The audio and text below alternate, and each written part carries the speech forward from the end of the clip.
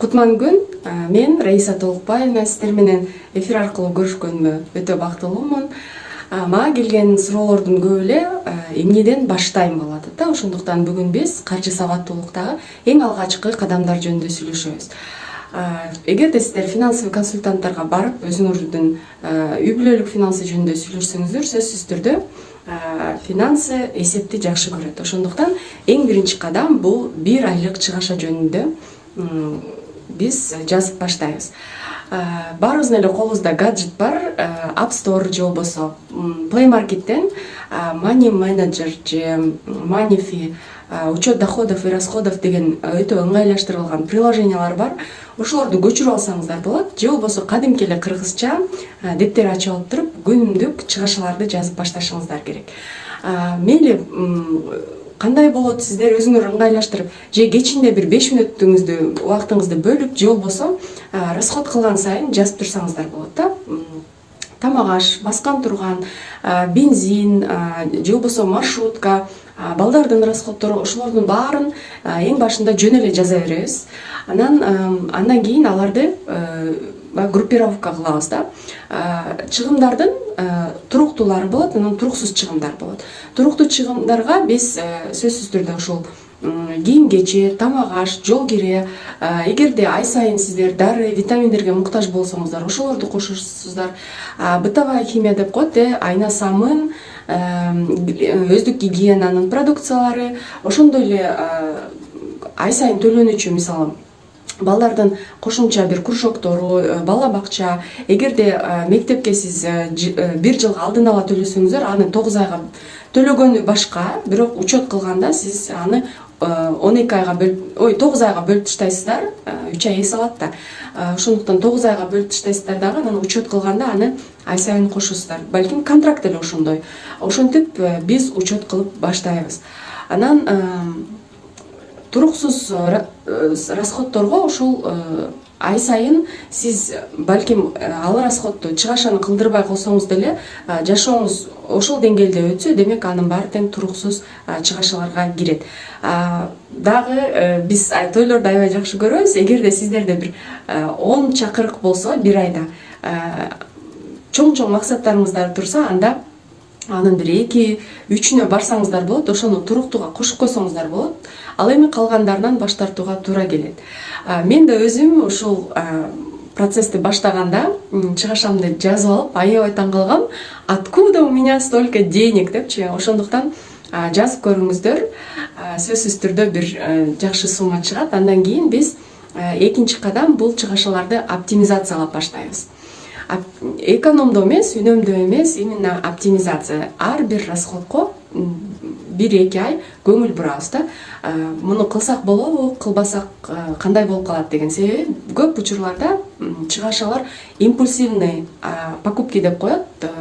Бизге маркетологдордун ишинин натыйжасында биз жертва маркетинга болуп, аябай жакшы рекламаларды, жана пробкаларда турганда билбордтордон, телевизор, всплывающий реклама, биз кино көрүп атсак чыгып калган рекламалардын натыйжасында биз ошол импульсивный покупка кылып калышыбыз мүмкүн.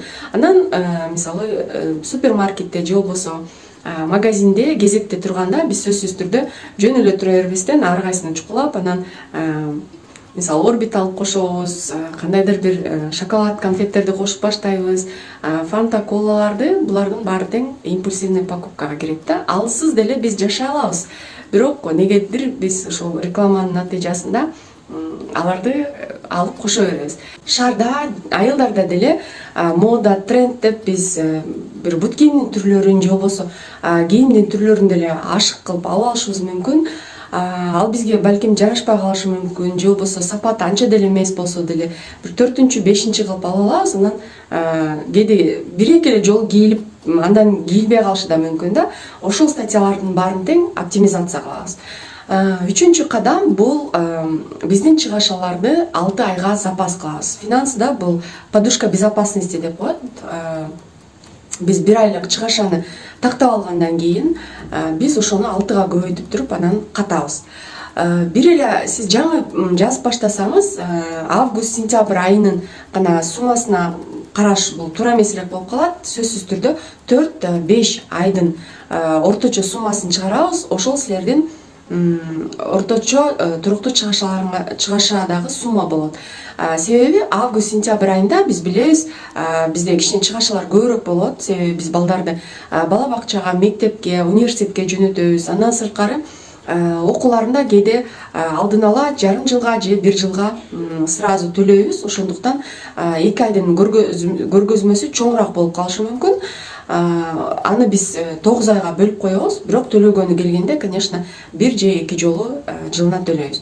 Ал эми Бишкекте мисалы орто үй бүлө 2 баласы менен $400-500 доллардай кетирет да. Демек $400 болсо, $2400 биз сөзсүз түрдө сейфке же банкка же болбосо жаздыктын астына деги эле бир жерге катып коебуз. Ар кимдин суммасы ар кандай болот да, себеби бул баягы чыгашанын көлөмүнө жана кирешенин көлөмүнө байланыштуу болот, жашоо деңгээлиге байланыштуу болот. Ошондуктан ар кимдин суммасы ар кандай болот.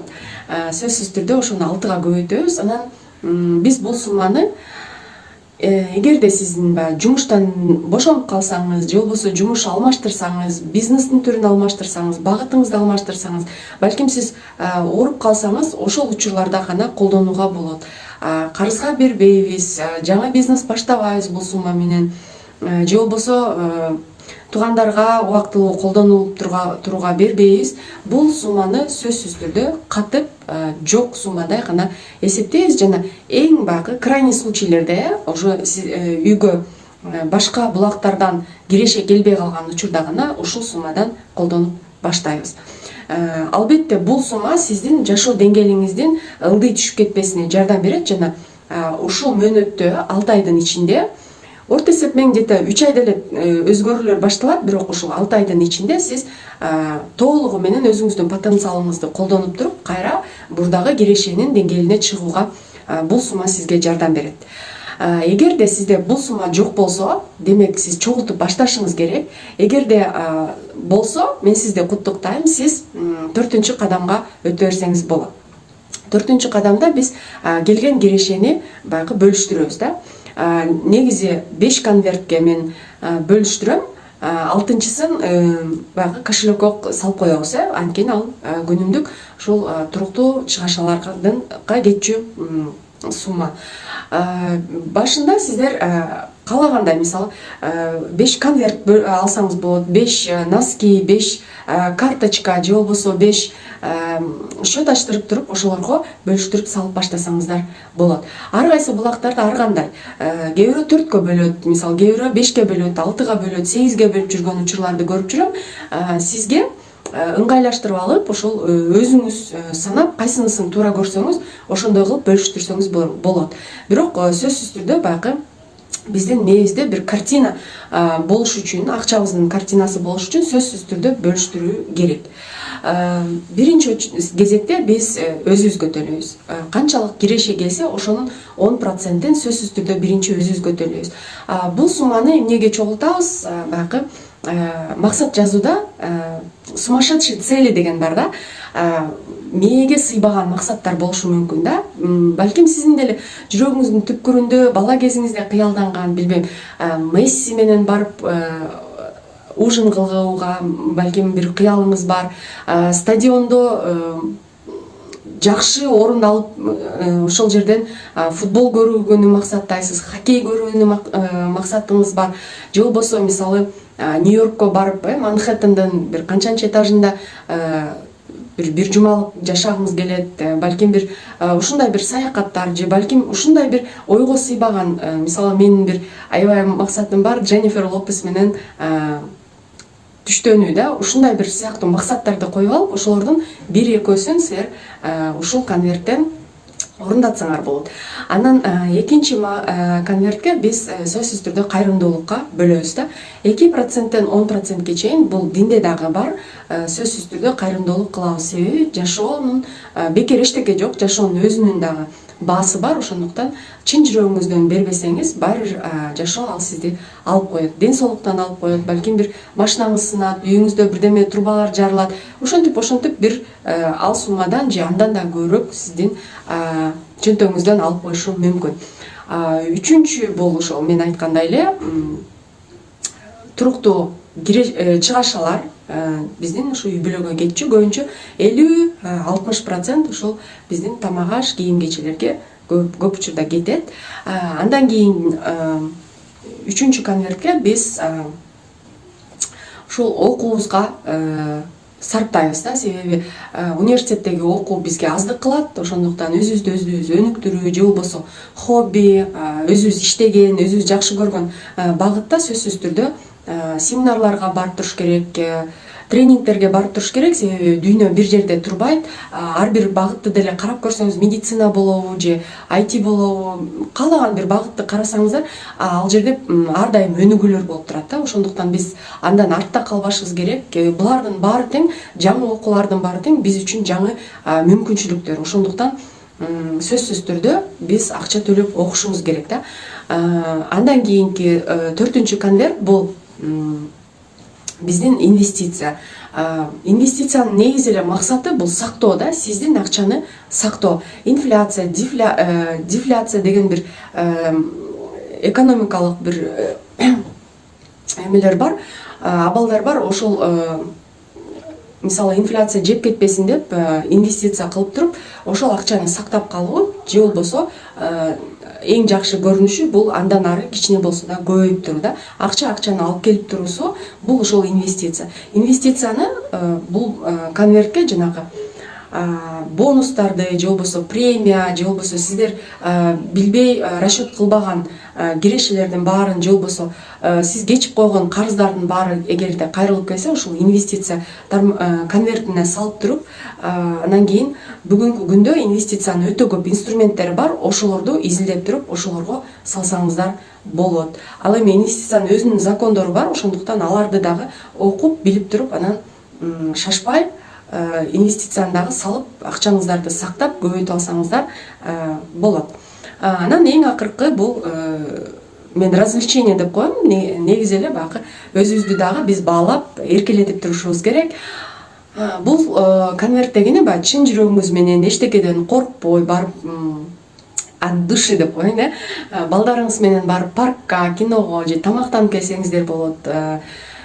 Балким сүйгөнүңүз менен романтикалык кече же болбосо бир өзүңүз каалап жүргөн кийим, брендовый кийимдерди, ошолордун баарын тең ушул развлечение конвертинен алсаңыздар болот. Ошондо 5 конверт, анан бирөөсүн ошол туруктуу чыгашаларга, кошелегибизга салып жүрөбүз. Эгерде биз учет кылып баштасак, бизде бир картина болот. Ошону биз башаламаны кылбай, ирети менен колдонуп, анан сөзсүз түрдө баягы карыз болуп калбай, же болбосо бир жашообуздагы бир өзүбүз контроль кыла албай калган нерселер болбошу үчүн биз сөзсүз түрдө ошол учет кылабыз. Анан финансыда бир максатка жетиш үчүн сөзсүз түрдө тартип, анан туруктуулук керек. Дисциплина и постоянство. Эгерде сиз учет кылып баштасаңыз, сөзсүз түрдө аны улантып, привычка кылып алыңыз. Себеби деньги любит счет дегендей эле, кирешеңиздерди туура пайдалансаңыз, эң жакшы максаттарга, эң жакшы жетишкендиктерге жетесиздер. Пайдалуу болсо лайк басып, подписаться кылып коюңуздар, жана жакындарыңыздар менен дагы бөлүшүп койсоңуздар, мен кубанычта болом. Аман туруңуздар.